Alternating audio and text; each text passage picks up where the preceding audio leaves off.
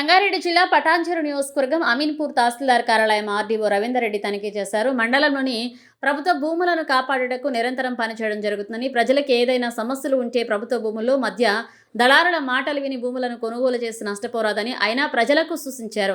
ప్రభుత్వ భూములను కాపాడుకోవడం కోసం ఫంక్షన్ నిర్మాణం చేపట్టడానికి హద్దులు గుర్తించాలని ఆయన అధికారులను ఆదేశించారు. ప్రభుత్వ నిబంధనలకు విరుద్ధంగా ఎవరైనా ప్రభుత్వ భూమిని ఆక్రమించాలని చూస్తే వారిపై చట్టరీత్యా చర్యలు తీసుకోవడానికి వెనకాడేది లేదన్నారు. అనంతరం కార్యాలయంలోని పలు రికార్డులను ఆయన క్షుణ్ణంగా పరిశీలించి కార్యాలయానికి వచ్చిన ప్రజల సమస్యలు నేరుగా ఆయన అడిగి తెలుసుకుని వాటిని వీలైనంత త్వరగా పరిష్కరించాలన్నారు.